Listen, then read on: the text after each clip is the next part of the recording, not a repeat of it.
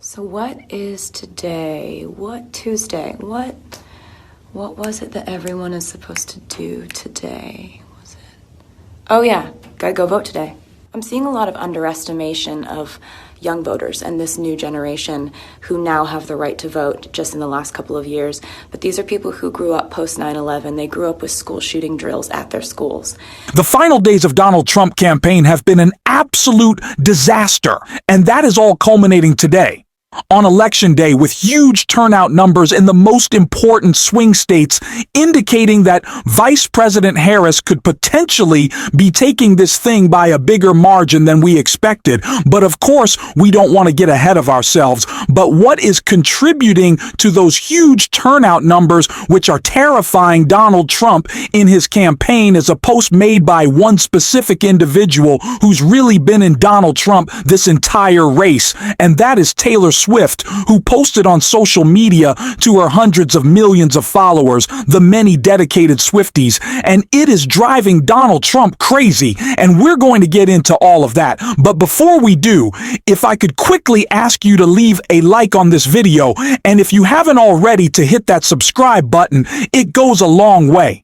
And it really means the world to me now. Before we get into what Taylor Swift posted and why it is upsetting Donald Trump so much, I think we need to look back on this whole Taylor Swift Republican back and forth throughout the entire election with a couple of clips from Fox right here. We have had enough of Taylor Swift for now. She shouldn't be liberal. She should be a total conservative, given everything. The Pentagon PSYOP unit pitched NATO on turning Taylor Swift into an asset. Yesterday, she flew private from New York City to Baltimore.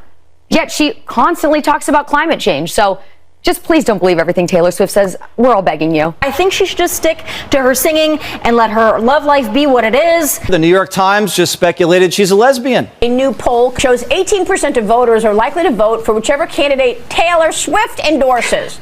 Uh-oh. Biden effectively has Taylor Swift as his VP. A single post of hers led to 35,000 new registrants. That's arguably more power than the president. She's sharing links. And her boyfriend, Travis Kelce, sponsored by Pfizer. What's her stance on policy, economic policy, foreign policy? I don't think that'll be. So don't get involved. Don't get involved in politics. We don't want to see you there. Republicans have been driven so crazy by Taylor Swift in the incredible support she has given to advocacy for voter registration, for participating in our democracy, and really just advocating on behalf of the most basic and fundamental rights and civil liberties. Taylor Swift has been standing up for LGBTQ plus issues, abortion rights. Taylor Swift has been doing what any normal person with a sense of heart. No, Republicans have been driven so crazy by Taylor Swift for so long. And why? Because she stands up for the right to vote. Because Republicans have been driven so crazy by Taylor Swift for so long. And especially in this election. And it's because she is encouraging her followers to vote. It's because she is standing up for a woman's right to choose. It's because she is defending LGBTQIA plus rights. And it drives them crazy that she advocates on behalf of the issues that mean so much to her and are fundamental to our values as Americans. But of course, Fox can't take that. And so they lash out. And it's not just them. Of course, we know that there's a bit of a relationship between Donald Trump and Taylor Swift. Certainly not Taylor direction towards Donald, but he has some feelings about her and said this right here. What do you think about Taylor Swift? One of the most famous people right now. Yeah, I think she's beautiful, very beautiful. I find her very beautiful. I think she's liberal. She probably doesn't like Trump, but I hear she's very talented. But I think she's very beautiful, actually.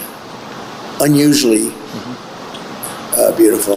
Just incredibly weird stuff. And like I said, the relationship between the two is really strange. Donald Trump, earlier in this campaign, we saw post on Truth Social that he hates Taylor Swift. That certainly didn't prove found to be really helpful for him in the days following Taylor Swift's endorsement, which of course led to tens of thousands of new voters, almost hundreds of thousands of new voters to be registered across the country, primarily young women. A demographic that certainly is not helpful to Donald Trump, and especially because of the weird ways he has talked about her and the really positive ways that Taylor Swift has been a part of the VP Harris campaign, like Tim Walz talking about it right here. Two incredible senators who happen to be women. Jen Schultz, who's going to make a wonderful member of Congress. Gwen Walz, these three. Here's my life hack for all of you, all the guys out there, whatever. Here's my life hack. Surround yourself with smart women and listen to them, and you'll do just fine. You'll do just fine.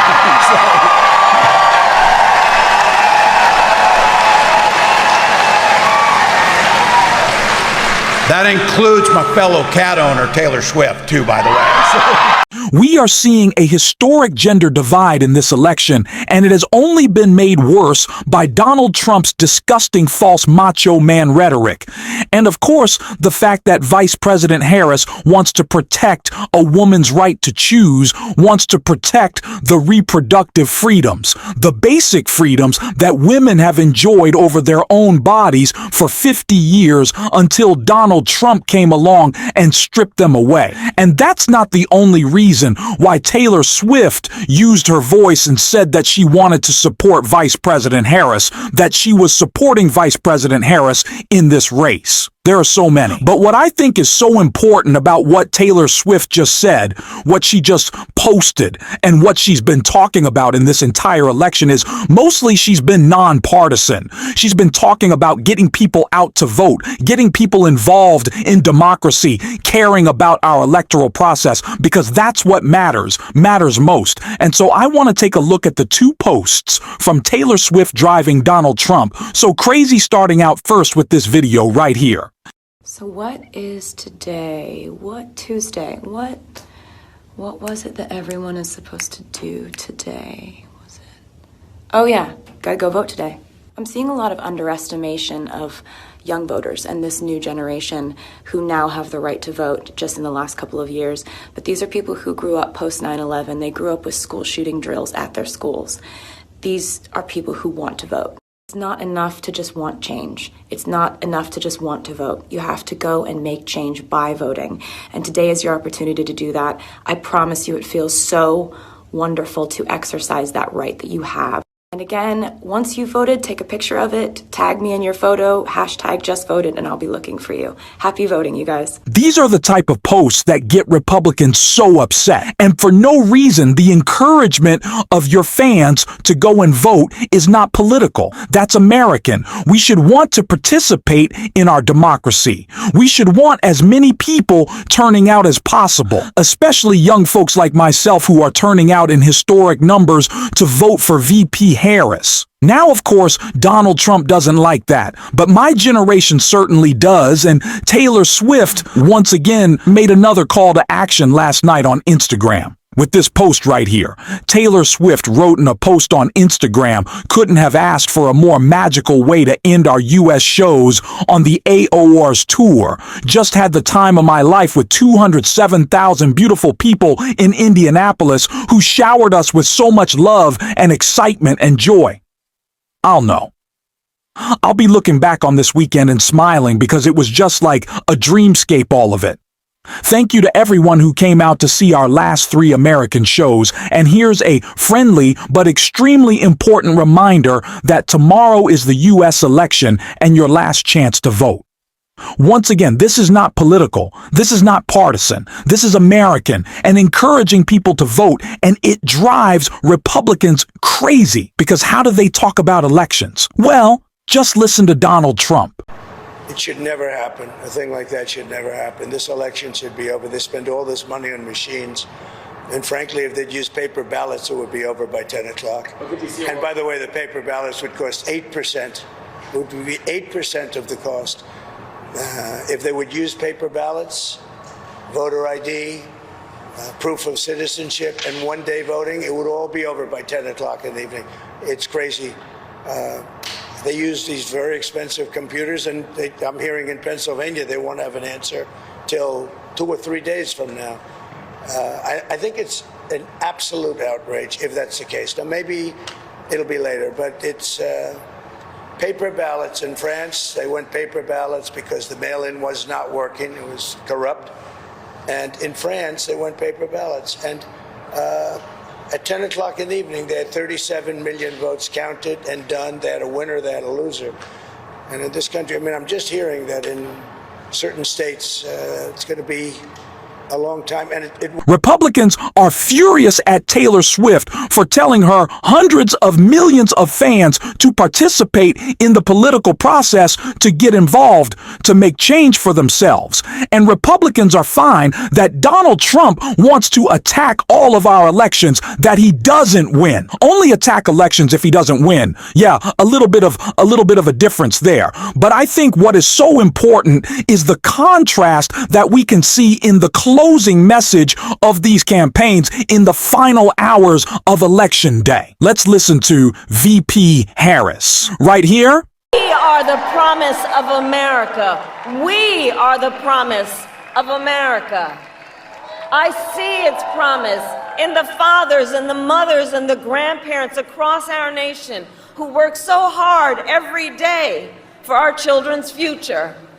I see it in the women who refuse to accept a future without reproductive freedom, and in the men who support them.